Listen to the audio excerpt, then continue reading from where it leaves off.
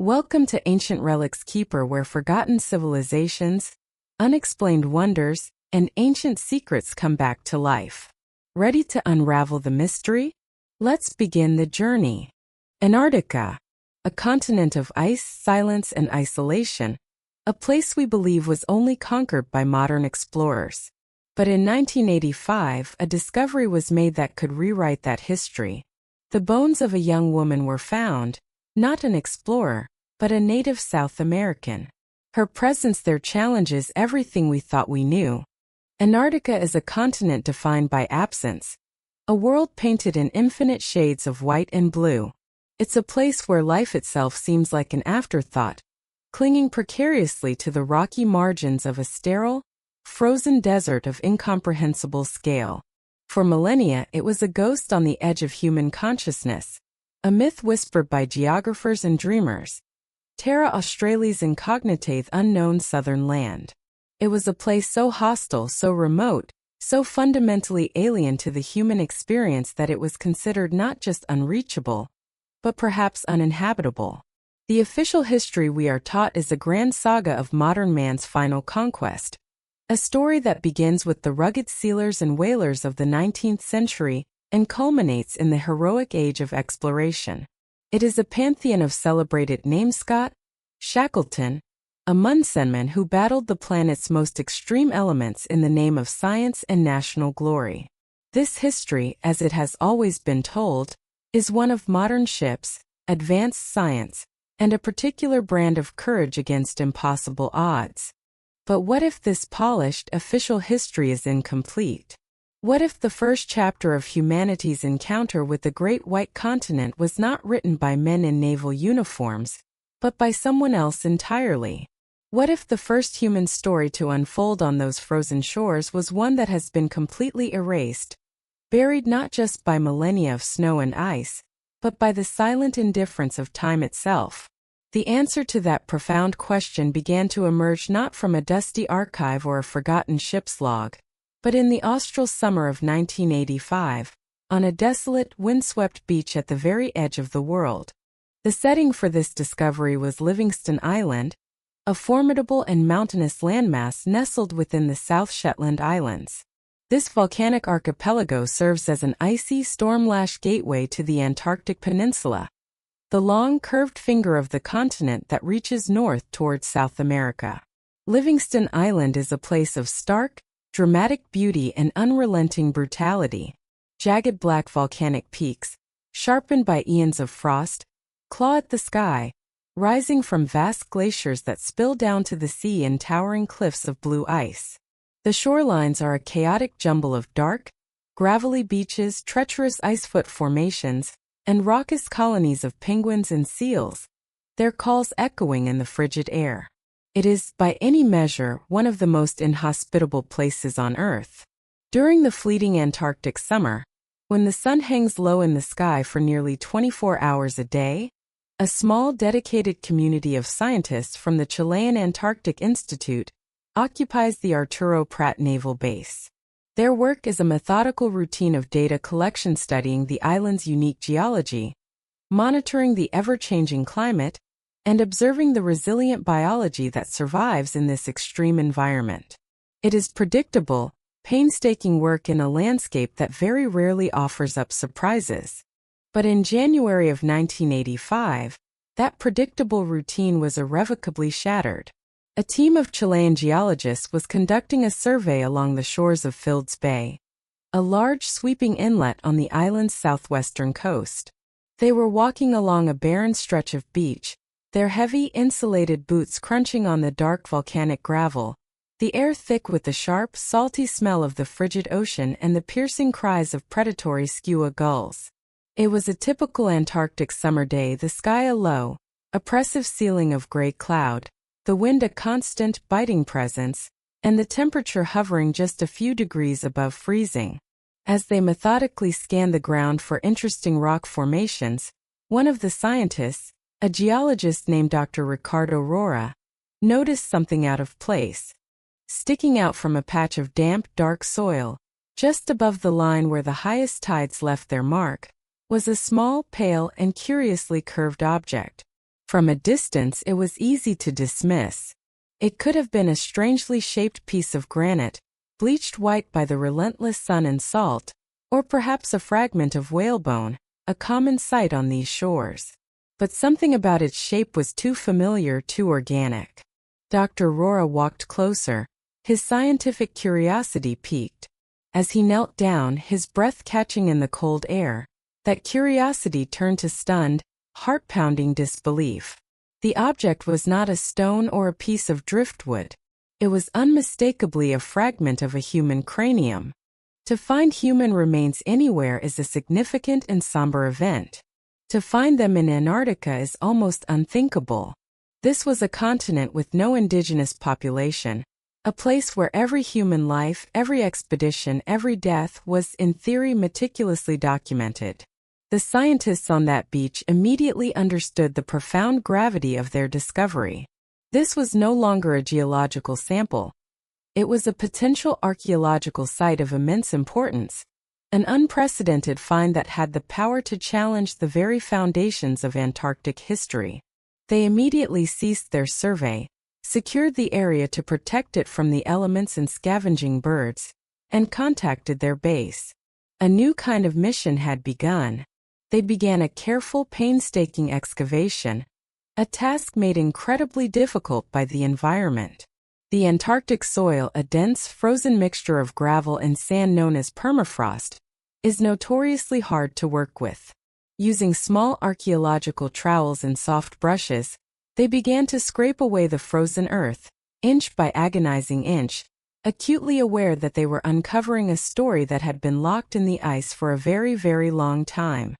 As they worked, their patience was rewarded. More bones began to emerge from the dark soil, like ghosts taking form. First, a mandibular jawbone with several teeth still firmly rooted in their sockets. Then the delicate, curved shapes of ribs, followed by the knobby protrusions of vertebrae, and finally, the long, sturdy bones of arms and legs.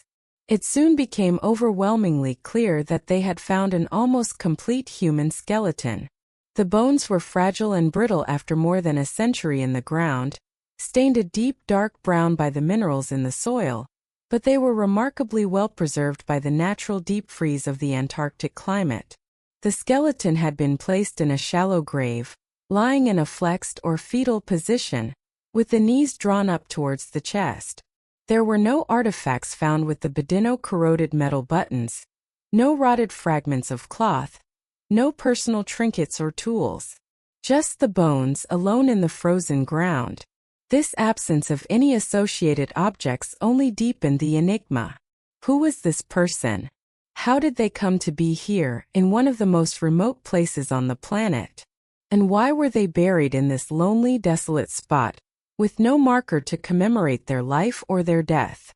The remains were carefully packed and transported from the harsh, windswept environment of Livingston Island to the sterile, controlled setting of a laboratory in Chile. A team of forensic anthropologists and archaeologists was assembled, tasked with the monumental job of making these bones tell their story. The first step was to build a biological profile of the individual. By examining the distinctive shape of the pelvis, which is one of the most reliable indicators of sex in a skeleton, they quickly and definitively determined that the remains belonged to a female. The degree of fusion in the cranial suturous lines where the bones of the skull grow together, and the stage of development and wear on her teeth indicated that she was a young adult, likely around 21 years of age at the time of her death. A close analysis of her bones revealed a life of relentless physical hardship. She was short in stature, but her bones were incredibly robust, showing the prominent, roughened areas of strong muscle attachments. This was not the skeleton of a person who had lived a sedentary life. It was the skeleton of someone who had engaged in strenuous, repetitive physical activity from a young age. There were no obvious signs of a violent death, such as healed or unhealed fractures or the telltale cut marks of a blade, but her teeth showed significant wear. This was a common trait in pre-industrial peoples who relied on a tough, abrasive diet or who frequently used their teeth as a third hand for gripping or softening materials. With a basic profile established, a young woman who lived a physically demanding life and died in early adulthood. The next, and most crucial question was, when did she live? To answer this, small samples of the bone were sent for radiocarbon dating, a technique that measures the decay of the radioactive isotope carbon-14 to determine the age of organic materials with a high degree of accuracy. The scientific team waited for the results with bated breath. When the report came back, the information it contained was electrifying. The analysis concluded, with a high degree of probability, that the woman had died sometime between the years 1819 and 1825. This time frame was incredibly specific and profoundly significant. The official recorded history of Antarctica effectively begins in the year 1820, the year that explorers from Russian, British, and American expeditions first reported sighting the continental mainland. The period between 1819 and 1825 was the very dawn of human activity in the region, a chaotic, poorly documented, and rapaciously commercial era known as the sealing boom. During these few short years, fleets of ships from America and Europe descended upon the South Shetland Islands to hunt the vast, untouched populations of fur seals, driving them to the brink of extinction in just a few seasons. The skeleton on the beach dated precisely to this first frantic wave of human exploitation. She was not a modern scientist. She was not a heroic age explorer. She was a contemporary of the very first people to set foot on Antarctic territory. This revelation was astounding, but it immediately gave rise to an even more perplexing question. The sealing crews of that era were almost exclusively men. Life aboard a 19th-century sailing vessel was brutal, cramped, and dangerous, and these long speculative voyages into the unknown were not considered a place for women. The presence of a young woman in this brutally masculine environment was a profound anomaly. Who was she? Was she the wife or companion of a ship's captain? A possibility that seemed incredibly unlikely given the harsh conditions? Or was she something else entirely? The key to unlocking her true identity lay hidden not in history books, but in the subtle architecture of her bones. The team of anthropologists began a detailed comparative analysis, a meticulous process known as craniometry. This involves taking dozens of precise measurements of the skull and facial bones, and comparing them to extensive databases of skeletal measurements from different human populations around the world. They measured the length and breadth of her skull, the height of her face, the shape of her eye sockets, the projection of her jaw, and the unique morphology of her teeth.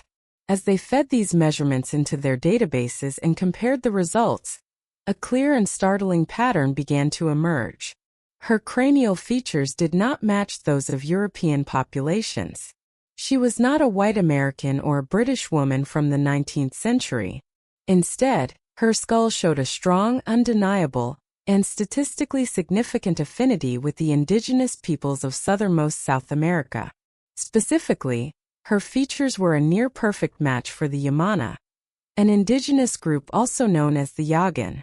The Yamana were one of the three native peoples who for thousands of years inhabited the windswept, island-strewn region of Tierra del Fuego, Land of Fire, at the very tip of the South American continent. This was the final crucial piece of the puzzle, and it was by far the most shocking revelation of all. The woman buried on Livingston Island was not an explorer from a distant northern continent. She was a native of the region, a daughter of the land that lay just across the treacherous waters of the Drake Passage. This discovery was a bombshell that sent ripples of excitement and debate through the scientific communities of archaeology and Antarctic history. The Drake Passage, the body of water that separates Cape Horn from the Antarctic Peninsula, is legendary. It is a vast storm-tossed expanse of open ocean over 600 miles wide, a place where the world's most powerful current flows unchecked.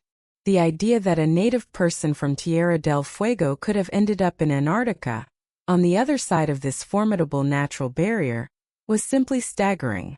The Yamana were known to be incredible canoe people, masters of their aquatic environment, but their vessels were simple bark canoes, ingeniously designed for the sheltered channels and bays of their homeland, but utterly unsuited for the monstrous waves and relentless storms of the open ocean. The identification of the skeleton as a Yamana woman completely transformed the investigation. The mystery was no longer about a single unidentified body found in an unusual place. It was now about a lost chapter in the history of human migration, exploration, and intercultural contact. It raised a host of new, urgent, and deeply human questions. How on earth did she get there? Was she a willing traveler, perhaps acting as a guide for European sealers who recognized her people's intimate, unparalleled knowledge of the local marine environment? Or was she a captive, a victim of the often brutal and exploitative interactions that characterized the sealing era? Or, in the most dramatic possibility of all, could she have been part of a small group of her own people, a lost canoe party tragically blown off course, accidental discoverers of a new continent? Her lonely grave, devoid of any personal belongings, offered no easy answers. The fact that she was buried at all was in itself a significant clue. It strongly suggested that she was not alone when she died, that her companions, whoever they were, took the time and considerable effort to lay her to rest in the frozen ground.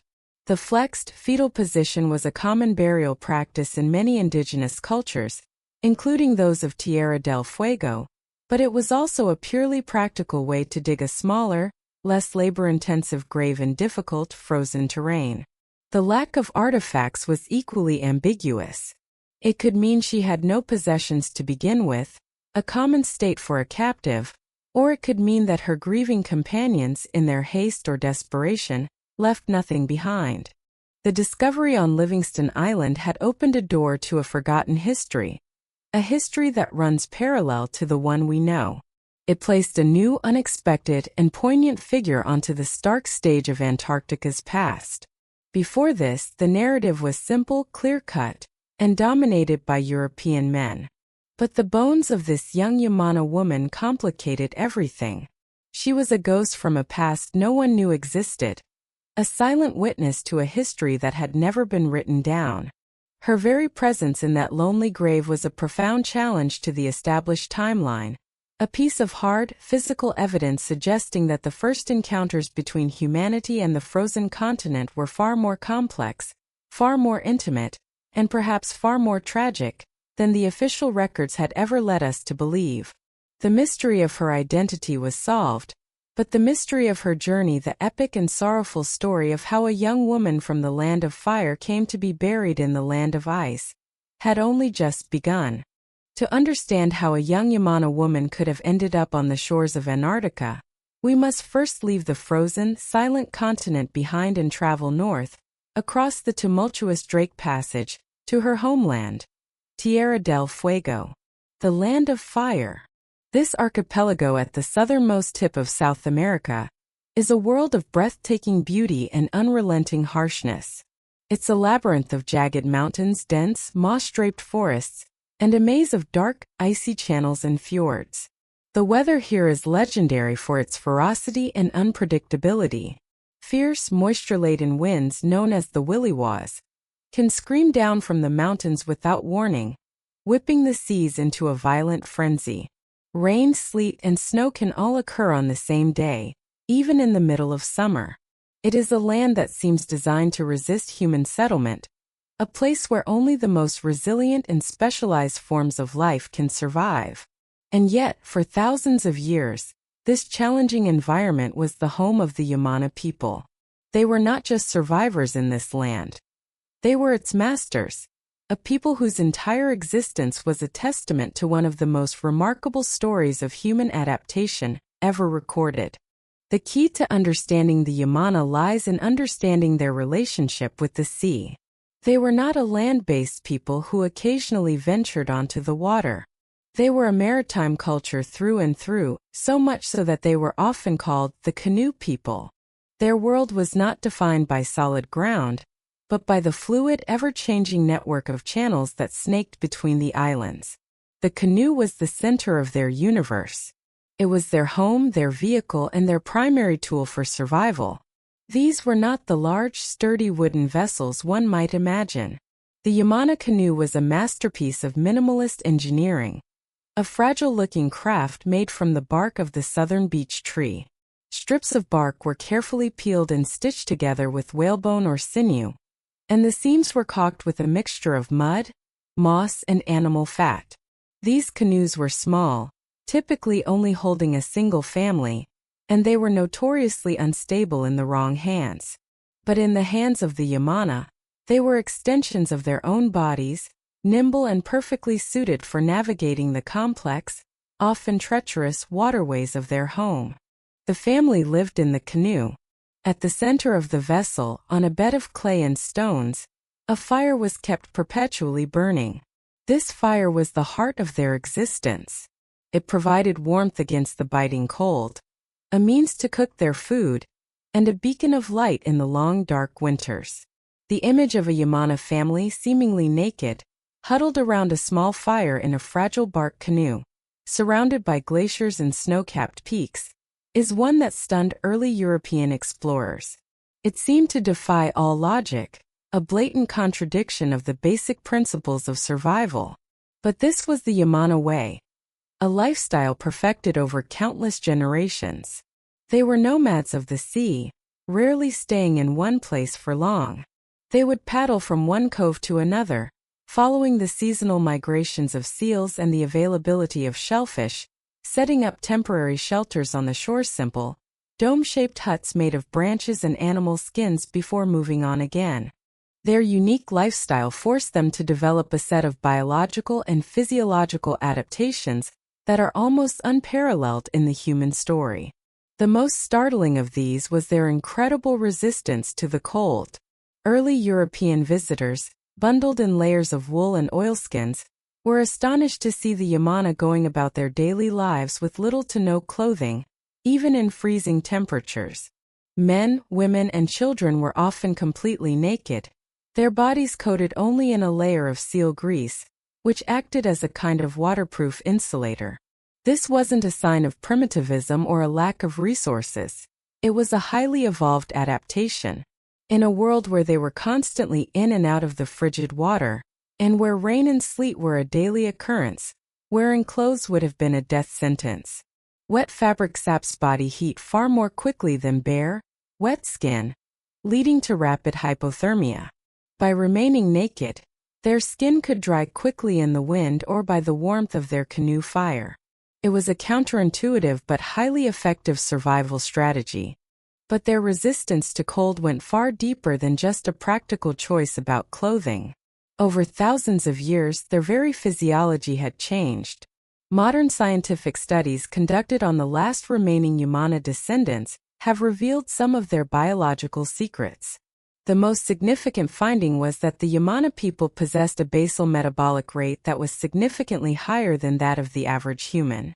Your basal metabolic rate is the amount of energy your body burns while at rest. For the Yamana, this rate was elevated, meaning their bodies were constantly running hotter than ours. They had a built-in internal furnace that generated extra heat, allowing them to maintain their core body temperature, even when exposed to extreme cold. This metabolic adaptation required a huge amount of calories to fuel, which explains their reliance on a diet rich in high-fat marine animals. Furthermore, studies showed they had an extraordinary ability to control the flow of blood to their extremities. When we get cold, our bodies restrict blood flow to our hands and feet to keep the vital organs warm, which is why our fingers and toes go numb. The Yamana had a more refined system. They could maintain a higher skin temperature and better blood flow to their limbs, allowing them to perform complex tasks with their hands, like paddling or gathering shellfish, in near-freezing water for extended periods without losing dexterity.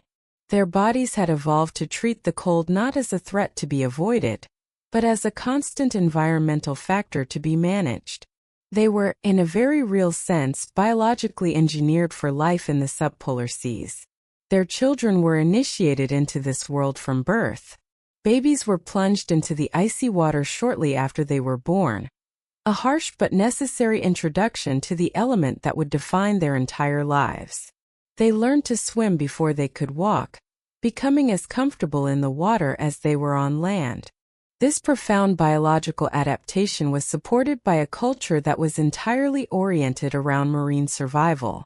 The Yamana worldview was shaped by the sea. They had no agriculture and few land-based resources.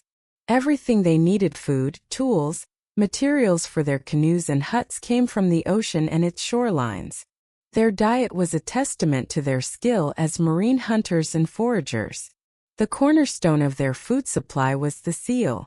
Yamana men were expert hunters, using harpoons tipped with bone to stalk seals in their canoes. A successful seal hunt provided not just meat, which was rich in fat and protein, but also blubber for fuel and insulation, skin for making water bags and ropes, and bones for crafting tools and weapons. Every part of the animal was used. When seals were scarce, they turned to other resources. They hunted seabirds, using slings and nets with remarkable accuracy. They were also masters of the intertidal zone. Yamana women were the primary foragers. They would dive into the frigid waters, often with the baby strapped to their back, to collect mussels, crabs, and other shellfish from the rocks below. They used long poles to pry loose shellfish and woven baskets to carry their haul back to the canoe. Their knowledge of the tides and currents, and their understanding of where to find the richest shellfish beds, was a form of science passed down through generations of mothers and daughters. This division of labor, men hunting in the canoe, women foraging from it, made the family unit a highly efficient, self-sufficient survival machine.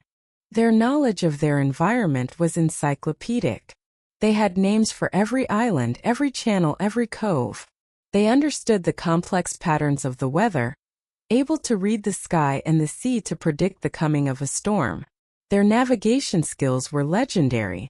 They navigated not with maps or compasses, but with a deep, intuitive understanding of the landscape, using the shape of a mountain peak, the direction of the swell, or the flight path of a particular bird as their guide. They carried the entire geography of their vast, intricate world in their heads. This was not just a collection of facts. It was a holistic understanding of an ecosystem, in which they were not just inhabitants, but an integral part. This intimate connection to their world meant that the Yamana were not people who feared the ocean. They respected its power, but they did not see it as an enemy. It was their provider, their highway, their home. The idea of undertaking long canoe journeys, which would seem impossibly dangerous to us, was a normal part of their existence. They would travel for days or weeks to reach traditional hunting grounds, or to meet with other family groups for social gatherings and ceremonies. Their entire culture was predicated on mobility and an acceptance of the risks that came with the life lived on the water. They were accustomed to paddling through rough seas, to enduring sudden storms, and to living in a state of constant, vigilant awareness. It is this unique combination of biological adaptation and cultural expertise that makes the presence of a Yamana woman in Antarctica not just a mystery, but a conceivable possibility. While a journey across the Drake Passage would have been an extreme undertaking, far beyond their normal range, the Yamana were perhaps the only people on Earth at that time who possessed the fundamental skills and physiological resilience to even hypothetically survive such an ordeal. They were comfortable in the cold. They knew how to live off the sea. They were masters of the canoe. They were not a fragile people who would have perished at the first sign of hardship. They were among the toughest, most resilient human beings to have ever lived. When European sealers and missionaries arrived in Tierra del Fuego in the 19th century, they saw the Yamana as primitive and savage. They were horrified by their nudity, their crude shelters, and their nomadic lifestyle. They failed to see the sophisticated adaptations and deep ecological knowledge that lay beneath the surface. They saw a lack of technology, not a surplus of resilience. This misunderstanding would ultimately prove fatal for the Yamana. The arrival of outsiders brought diseases to which they had no immunity, and their traditional way of life was systematically dismantled. But for thousands of years before that tragic end, they had thrived. The story of the Yamana is the crucial context for the skeleton on Livingston Island. The bones found on that lonely beach were not just the remains of an anonymous individual. They were the remains of a person who belonged to one of the most extraordinary cultures on the planet. She was the inheritor of thousands of years of accumulated knowledge and genetic adaptation. Her body was a machine built for the cold. Her mind was a map of the southern seas. Understanding the unforgiving world that shaped the Yamana people is the only way we can even begin to formulate theories about her final, tragic voyage. It reframes the question from, how could anyone have survived that? To, if anyone could have, it would have been them. Her presence in Antarctica is not just an archaeological curiosity. It is the final haunting echo of a people who had mastered the art of survival at the very edge of the known world. The identification of the skeleton on Livingston Island as a young Yamana woman solved the mystery of who she was, but it threw open the doors to a far more profound and haunting enigma: how she got there. The journey from her home in Tierra del Fuego to the desolate shores of Antarctica is not a simple trip. It requires crossing the Drake Passage, a body of water that is not merely a geographical feature, but a legend in maritime lore. It is a place where the world's three great oceans, the Atlantic, the Pacific, and the Southern, converge in a chaotic, violent maelstrom. Here, unimpeded by any major landmass, the winds of the furious 50s and screaming 60s circumnavigate the globe, building up monstrous waves that can dwarf even the largest modern ships. It is a liquid battlefield, a place of perpetual storms, icebergs, and freezing spray. For this young woman to have ended up on the other side of this natural fortress, she must have been part of an extraordinary and harrowing voyage. Since her bones cannot speak, we are left to reconstruct her final journey by exploring the competing theories, each a different thread in a story of tragedy, exploitation, and almost unimaginable human endurance. The first and most widely accepted theory among archaeologists and historians is a narrative grounded in the brutal economic realities of the 19th century. It suggests the Yamana woman did not cross the Drake Passage in one of her people's fragile bark canoes, but as human cargo aboard a European or American sealing ship. The time frame of her death, between 1819 and 1825, places her directly in the eye of a perfect storm of global commerce, the first frantic years of the Antarctic sealing boom. Following the discovery of the South Shetland Islands, which were teeming with millions of unsuspecting fur seals, a kind of gold rush began. Ships from New England ports like Stonington and British ports like Liverpool descended upon this new territory like a pack of wolves. Their mission was singular and bloody: to harvest as many seal pelts as possible, as quickly as possible, to satisfy the voracious demand for fur in the fashion capitals of Europe and China. The lives of these sealers were brutal and dangerous. They were tough, hard-bitten men, often on multi-year voyages, living in cramped, unsanitary conditions, and driven by the promise of a share in the profits. Their route to the Antarctic sealing grounds invariably took them around the treacherous Cape Horn, bringing them directly into the territory of the Yamana and other indigenous Fuegian peoples. The interactions that followed were a microcosm of colonial encounters worldwide. On one hand, there were instances of cautious cooperation and trade. The sealers, for all their bravado, were strangers in a strange land. The Yamana possessed an encyclopedic knowledge of the local environment, the hidden coves, the unpredictable currents, the best places to find game. This knowledge was an invaluable commodity. A sealer's logbook might note trading metal knives or colorful cloth for fresh meat or, more importantly, for information and guidance. It is therefore plausible that the young woman on Livingston Island was part of such a transaction. She, or perhaps a male relative like a husband or brother, might have been hired as a guide or pilot, voluntarily agreeing to join a sealing vessel for a season. In this scenario, she was an active participant, an employee using her unique skills in a new and dangerous economy. It's a narrative that gives her agency, portraying her as a bridge between two vastly different worlds. However, the historical record is stained with a far darker and more prevalent narrative.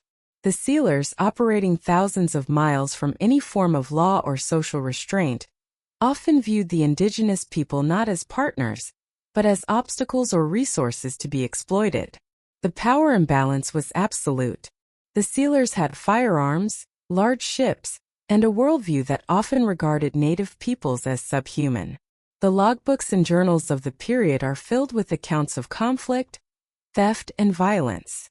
Most pertinent to this mystery is the well-documented practice of kidnapping natives, particularly women. These abductions served multiple purposes. Women were forced into labor cleaning, cooking, and processing pelts, and were subjected to systemic sexual abuse by the all-male crews. They were treated as property. Captain James Weddell, a British sealer who explored the region in the 1820s and was known for his relatively humane conduct, wrote with disgust about the common practice of his American rivals, who would not scruple to take the natives of Tierra del Fuego, men and women, and keep them in a state of slavery for the purpose of catching seals.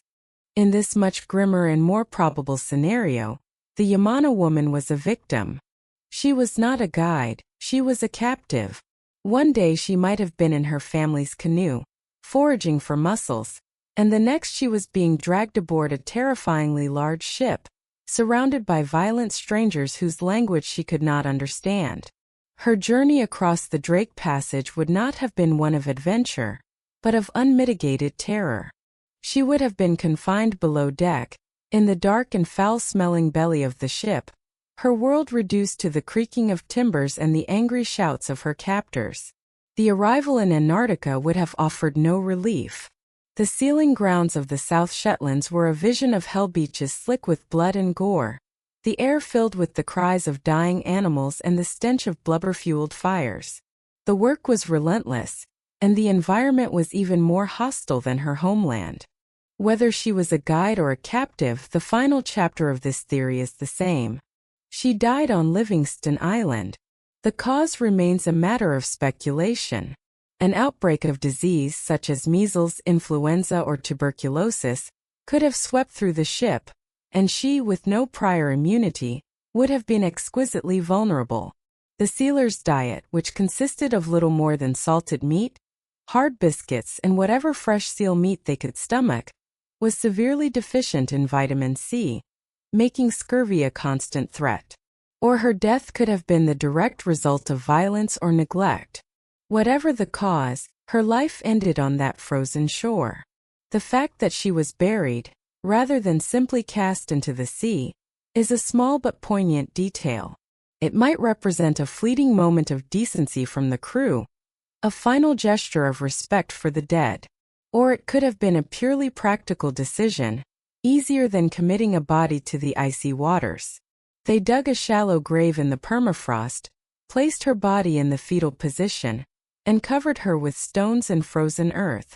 Then the ship would have moved on, continuing its bloody harvest, its logbook making no mention of the indigenous woman who had lived and died among them. Her story became an unwritten secret, her existence erased, her lonely grave the only evidence of her final tragic journey. This theory is powerful because it aligns so perfectly with the known historical context, explaining her mode of transport and her location with a cold, sad logic. However, a second theory exists, one that is more speculative but also more empowering to the memory of the Yamana. It is a narrative not of human cruelty, but of a heroic struggle against the overwhelming power of nature. This theory proposes that the young woman made the crossing not on a foreign vessel, but in a Yamana canoe, as part of a group of her own people who were tragically blown off course. To even consider this, one must have a deep appreciation for the seamanship and resilience of the Yamana. While their bark canoes were indeed fragile compared to a European vessel, they were expertly handled by people who had spent their entire lives on the water. They were accustomed to navigating rough seas and surviving sudden, violent storms. This scenario likely began as an ordinary day. A small flotilla of canoes, perhaps 2 or 3 families traveling together, could have ventured south of Cape Horn to hunt seals or travel to a traditional gathering place. While in a relatively exposed stretch of water, one of the infamous Williwaws, a sudden, cataclysmic downdraft of hurricane-force wind from the coastal mountains could have caught them by surprise. In a matter of minutes, the sea would have transformed from a manageable chop to a churning chaos of towering waves. The families would have fought with all their skill to turn back towards the shelter of the coast, but the wind and the powerful Antarctic circumpolar current would have been an unstoppable force. Once caught in the grip of the Drake Passage, there was no turning back. They would have been driven south, into the vast, empty expanse of the Southern Ocean. The journey that followed would have been an epic of survival, a testament to the very limits of human endurance. Imagine the scene.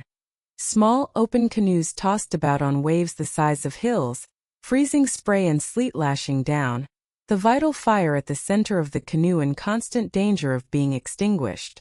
The world would have shrunk to a terrifying gray canvas of angry sea and angry sky. Their encyclopedic knowledge of their homeland would be useless here. They would be utterly lost, with no landmarks, no familiar currents, only the relentless southerly push of the storm. Their biological adaptations would have been their only shield. Their high metabolism and resistance to cold would have kept them alive long after any other humans would have succumbed to hypothermia. They would have huddled together for warmth, their bodies coated in seal grease, enduring conditions that are difficult to even comprehend. They would have desperately scanned the waves for any sign of life, a lone seal or seabird that could be harpooned for a life-saving meal. Days would have bled into weeks. The psychological toll would have been as immense as the physical one, the constant fear, the gnawing hunger, the despair of being lost in an infinite and hostile wilderness. Some may have been washed overboard.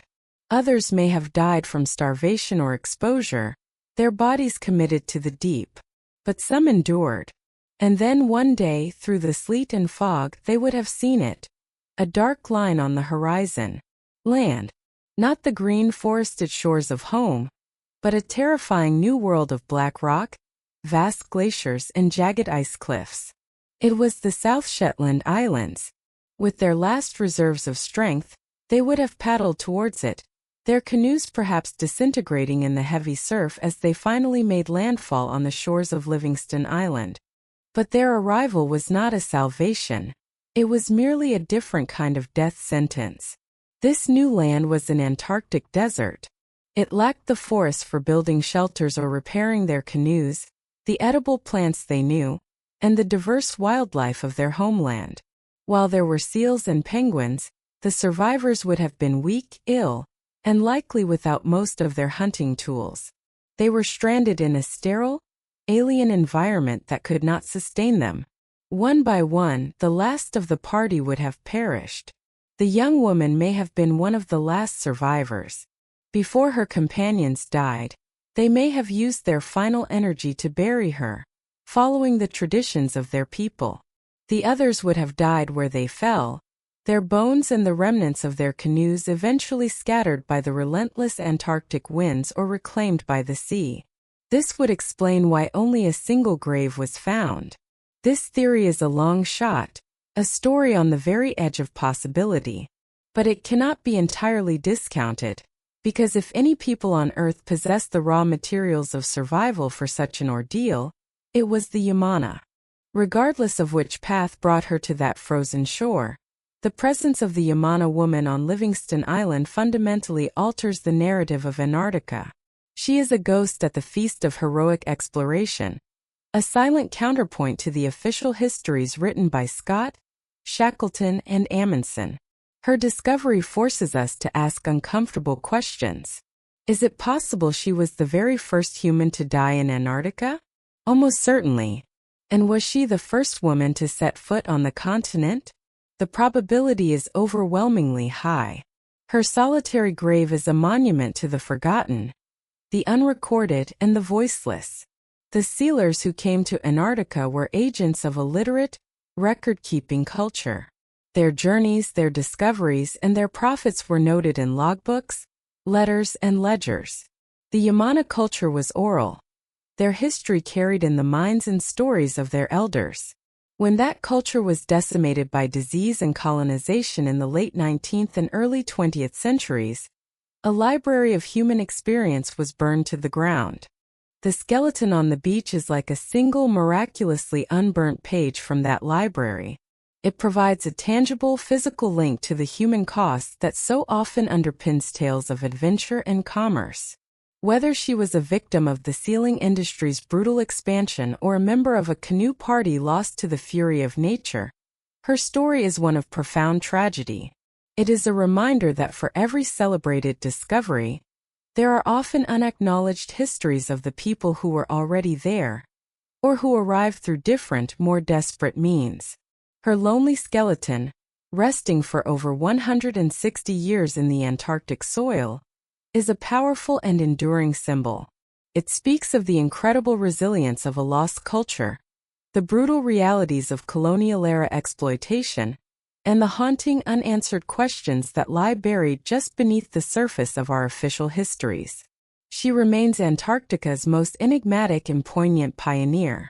The Yamana woman of Livingston Island rests as a question mark in the frozen landscape. She is a haunting reminder that official histories are often incomplete, and that a single forgotten story can change our perception of the past. Her bones speak of resilience, tragedy, and the untold human cost of exploration. If the past still whispers to you, don't forget to like, share, and subscribe. Ancient Relics Keeper, because some mysteries were never meant to be buried.